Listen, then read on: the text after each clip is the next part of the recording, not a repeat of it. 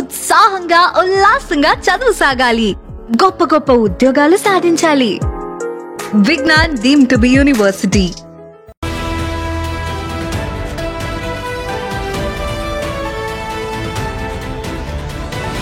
Breaking news. దేశవ్యాప్తంగా సంచలనం రేపిన కర్ణాటక ధర్మస్థల సామూహిక ఖననాల కేసులో కీలక పురోగతి సాధించారు పోలీసులు. అనేక ఆసక్తికర అంశాలు బయటపడుతున్నాయి. పూడ్చిపెట్టిన 15 ప్రాంతాలను అధికారులు గుర్తించారు. దహన సంస్కారాలు చేసిన ప్రదేశాలను చూపించాడు. Retired sanitary worker, whistle blower అనేటువంటి కార్మికుడు.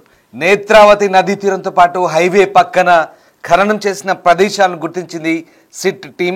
మొదటి 8 ప్రదేశాలు నేత్రావతి నదికి ఒడ్డున ఉన్నట్లు సిట్ దర్యాప్తులో వెల్లడైంది. 9 నుంచి 12 స్పాట్లు నదికి దగ్గరలో హైవే పక్కన ఉన్నట్లు దర్యాప్తు అధికారులకు చూపించాడు మాజీ శానిటరీ వర్కర్. ఇటు నేత్రావతి నది అజుకూరిని కలిపే ప్రధాన రహదారిలో ఖననం చేసిన 13వ స్పాట్లు ఉన్నట్లు గుర్తించారు. పూడ్చిపెట్టిన 14-15 ప్రదేశాలు కన్వాడి ప్రాంతంలో ఉన్నట్టుగా పోలీసులకు తెలిపారు పారిశుద్ధ కార్మికుడు. 1998-2014 మధ్య 100 మృతదేహాలను కాల్చి కొన్నింటిని ఖననం చేసినట్లు వెల్లడించారు. 20 ఏళ్లలో దాదాపు 100 మహిళల శవాలను కాల్చి పూడ్చిపెట్టినట్లుగా ఫిర్యాదులు అందాయి. వారిలో మైనర్ బాలికలు కూడా ఉన్నట్లు కంప్లైంట్లో పేర్కొన్నాడు మాజీ శానిటరీ వర్కర్. జూలై 3న పోలీసులకు ఫిర్యాదు చేశాడు. 19న సెట్ ఏర్పాటైంది. ఈ ఘటనపై కర్ణాటక సర్కార్ సీరియస్గా వ్యవహరిస్తోంది. బిగ్ టీవీ స్క్రీన్ పై మీరు ఎక్స్క్లూజివ్గా చూస్తున్న ఫుటేజ్. విజిల్ బ్లోయర్గా మారిన మాజీ పారిశుద్ధ్య కార్మికుడు శవాలను ఎక్కడెక్కడ పూడ్చిపెట్టాడో, ఎక్కడెక్కడ ఖననం చేశాడో పోలీసులకు, దర్యాప్తు అధికారులకు చూపిస్తున్న దృశ్యాలు ఎక్స్క్లూజివ్గా చూస్తున్న బిగ్ టీవీ స్క్రీన్ పై.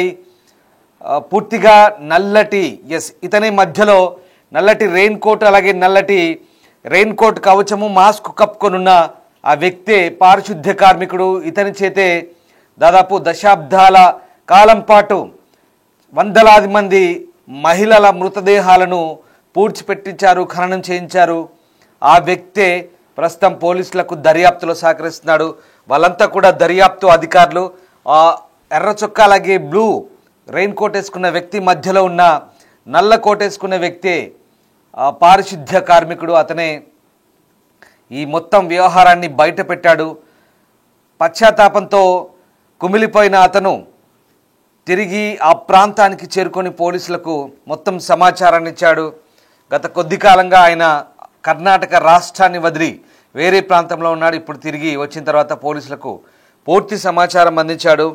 ఇక దేవాలయ మాజీ పారిశుద్ధ్య కార్మికుడు తాను ధర్మస్థల పరిసరాల్లో వందలాది శవాల అంత్యక్రియలు నిర్వహించారని ఈ నెల 4న ఫిర్యాదు చేసిన సంగతి తెలిసిందే. ఈ ఫిర్యాదుపై రాష్ట్ర ప్రభుత్వం ఇప్పటికే ప్రత్యేక దర్యాప్తు బృందం సిట్ ఏర్పాటు చేసింది. ఈ నేపథ్యంలో ఒక్కసారిగా సిట్ అధికారులు అతన్ని వెంట పెట్టుకొని పూర్తిగా ఆ ప్రాంతం అంతా కూడా గాలింపు చర్యలు చేపట్టారు.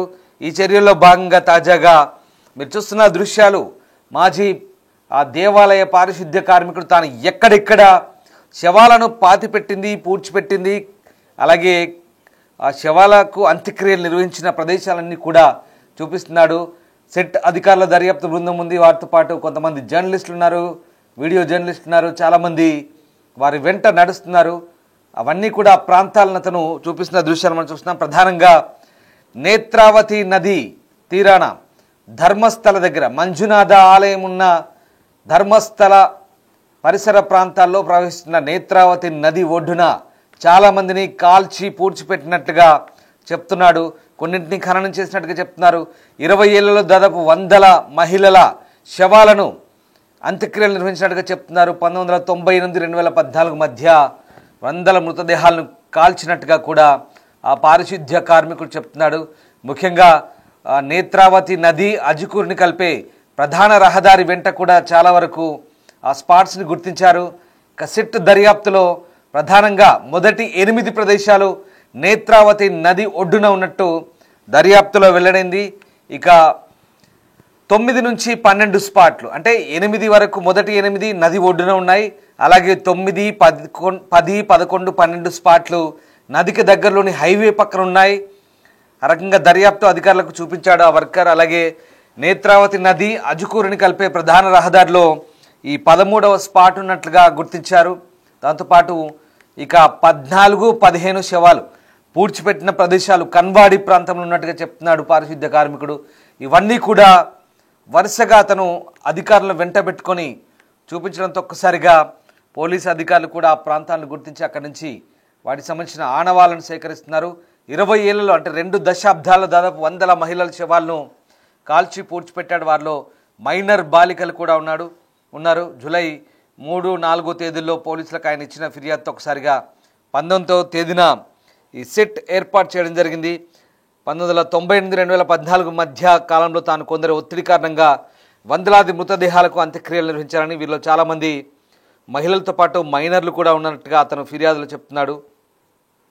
ఇక జూలై 19న డీజీపీ ప్రణబ్ మహంతి నేతృత్వంలో ఒక సెట్ని ఏర్పాటు చేసింది కర్ణాటక ప్రభుత్వం. సిట్ అధికారులు తర్వాత ఫిర్యాదుదారుని 2 రోజుల పాటు మంగళూరులో ప్రశ్నించారు. దర్యాప్తు అధికారి జితేంద్ర కుమార్ దయామా ఆ వివరాలను రికార్డ్ చేశారు. ఆ తర్వాత ఫిర్యాదుదారుడితో కలిసి ఆన్ సైట్ పరిశీలన జరిపింది ఆ బృందం. మొత్తం 15 అనుమానిత ప్రాంతాలను సోమవారం నాడు గుర్తించారు. ఈ కార్యకలాపాల్లో ఫోరెన్సిక్, ఆంథ్రోపాలజీ, రెవెన్యూ విభాగాల నిపుణులు పాల్గొన్నారు. ఈ ప్రాంతాల్లో త్వరలో తవ్వకాలు జరిపేందుకు ప్రయత్నాలు జరుగుతున్నాయి. మీరు చూస్తున్న దృశ్యాలే దాదాపు 15 స్పాట్లు నేత్రావతి నది మొదలుకొని ఆ పరిసర ప్రాంతాల్లో మొత్తం తాను పాతిపెట్టిన అలాగే అంత్యక్రియలు నిర్వహించిన 15 శవాలకు సంబంధించిన స్పాట్లను ఆ వ్యక్తి అధికారులకు చూపిస్తున్న క్రమంలో ఒక్కసారిగా ఆ ప్రాంతాలంతా కూడా పోలీస్, సెట్ అధికారులు, దర్యాప్తు అధికారులు, ఫోరెన్సిక్ అధికారులు, ఆంథ్రోపాలజీ, రెవెన్యూ విభాగాల నిపుణులు, ఎక్స్పర్ట్స్ అంతా కూడా పాల్గొంటున్నారు. ప్రస్తుతం ఆయా ప్రాంతాల్లో తవ్వకాలు జరిపేందుకైతే ఇక సిద్ధమవుతున్నట్టుగా తెలుస్తోంది. మరోవైపు ఈ దర్యాప్తును ధర్మస్థల మంజునాథేశ్వర ఆలయం స్వాగతించింది. విచారణ పారదర్శకంగా జరగాలని కోరుతోంది. ప్రజా ప్రయోజనాల కోసం కృషి చేస్తున్న లాయర్స్, స్వచ్ఛంద సంస్థల కార్యకర్తలు కొందరు సిట్ విచారణపై న్యాయ వ్యవస్థ పర్యవేక్షణ అవసరమంటున్నారు. అలాగే నిష్పాక్షికత కోసం ఫోరెన్సిక్ న్యాయం సహాయం తీసుకోవాలంటూ కూడా సూచిస్తున్న పరిస్థితి కనబడుతుంది. సో మొత్తం మీద ధర్మస్థలలో ఈ సామూహిక కరణాల కేసుకు సంబంధించి 15 ప్రాంతాలను గుర్తించడంతో తర్వాత ఏం జరగబోతుందని మాత్రం ఆసక్తికరంగా మారుతోంది. ముఖ్యంగా ఈ నదికి సమీపంలోనూ అలాగే అజుకూరుకి కలిపే రహదారిలోనూ మొత్తం ఆ ప్రాంతం అంతా కూడా 15 స్పాట్లనైతే గుర్తించిన తర్వాత ఈ ప్రాంతంలో జరిగిన హత్యల తీరుతెన్నులకు సంబంధించి ఒక్కసారిగా ప్రస్తుతానికైతే దేశవ్యాప్తంగా ఆసక్తికర చర్చలు అయితే జరుగుతున్నాయి. మొత్తం మీద ఈ ఆలయానికి సంబంధించి ఒక్కసారిగా ఈ మంజునాథ ఆలయానికి సంబంధించి పశ్చిమ కనుమల్లో ఉన్నటువంటి ఇదొక పవిత్ర పుణ్యక్షేత్రం. వాస్తవానికి భారతదేశానికి పశ్చిమ కనుమల్లో ఉన్నటువంటి మంజునాథ ఆలయం పూర్తిగా ఆ ప్రాంతం అంతా కూడా నేత్రావతి నది ప్రవహిస్తుంటుంది. కానీ ఇవన్నీ కూడా అసహజ మరణాలు, లైంగిక దాడులు, లైంగిక ఫిర్యాదులు. అసలు ఏం జరిగింది? దేవాలయ సన్నిధిలో, దేవాలయ ప్రాంగణం వెలుపల జరిగినటువంటి ఈ హత్యలన్నీ కూడా, ఆ దేవాలయం చుట్టూతా జరిగినటువంటి ఈ హత్యల పరంపర, ఇన్ని దశాబ్దాల కాలంగా అసలు ఎవరు చేశారు ఈ హత్యలు? ముఖ్యంగా మహిళలు, మైనర్లను వందలాది మందిని తానే స్వయంగా పూడ్చిపెట్టినట్టుగా ఆ దేవాలయ శానిటేషన్ అధికారి శానిటరీ వర్కర్ చెప్తున్న అంశాలతో ఒక్కసారిగా పోలీసులు కూడా విస్తుపోయిన సందర్భాలు ఉన్నాయి అక్కడ. అతను చెప్పినట్టుగా దాదాపు ఇప్పటివరకు 15 స్పాట్లు, నేత్రావతి నది కావచ్చు, అలాగే అజ్కూరి రోడ్లో దాదాపు 15 స్పాట్లను గుర్తించిన పరిస్థితి. వాళ్ళన్నీ కూడా మిస్సింగ్ కేసులు, అన్నీ కూడా లైంగిక హత్యలే, అన్నీ కూడా లైంగిక వేధింపుల కేసులు, దాదాపుగా అసహజ మరణాలు.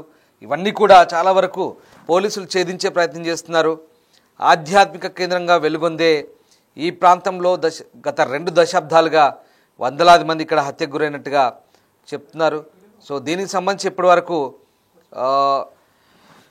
ఏం జరిగిందనే కోణంలో ప్రస్తుతం పోలీసులు అయితే ఆరా తీస్తున్న పరిస్థితి కనబడుతుంది. ఒక్కసారిగా ఈ ధర్మస్థల కేసుకు సంబంధించి ప్రస్తుతం విచారణ అధికారులు చాలా ప్రిస్టేజియస్గా తీసుకున్నారు. ముఖ్యంగా ఒక్కసారిగా ఈ భయంకరమైనటువంటి ఆరోపణలతో పుణ్యక్షేత్రం అయితే ఉలిక్కిపడ్డ పరిస్థితి కనబడుతుంది. సో వాస్తవానికి ఇక్కడ చాలా పవిత్ర పుణ్యక్షేత్రం. ముఖ్యంగా మంజునాథ స్వామి దర్శనం కోసం వందలాది మంది, వేలాది మంది చాలా సెంటిమెంట్తో వస్తుంటారు. చాలా పవిత్రమైన ప్లేస్. ఆ ప్లేస్కి ఇప్పుడు ఇలాంటి చెడ్డ పేరు రావడం కూడా అక్కడ ఆలయ అధికారం నచ్చట్లేదు, కర్ణాటక ప్రభుత్వానికి నచ్చట్లేదు. ముఖ్యంగా అంటే ఆలయం వెలుపల జరిగినటువంటి ఆలయం పరిసరాల చుట్టూ జరిగినటువంటి ఈ హత్యల పరంపర, లైంగిక వేధింపుల కేసులు, అదృశ్య కేసుల మిస్టరీ వీడేందుకే ప్రత్యేక దర్యాప్తు సంస్థ సిట్ను ఏర్పాటు చేసినట్టు తెలుస్తుంది. చూడాలి మరి. దర్యాప్తు అధికారులకైతే అతను పూర్తిగా సహకరిస్తున్నట్టుగా మనకు ఆ దృశ్యాలను బట్టి అర్థమవుతుంది. దాదాపు 1990 నుంచి 2014 వరకు 20 ఏళ్ల పాటు ఆ వ్యక్తి ఈ సామూహిక ఖననాలు చేసినట్టు చెప్తున్నారు.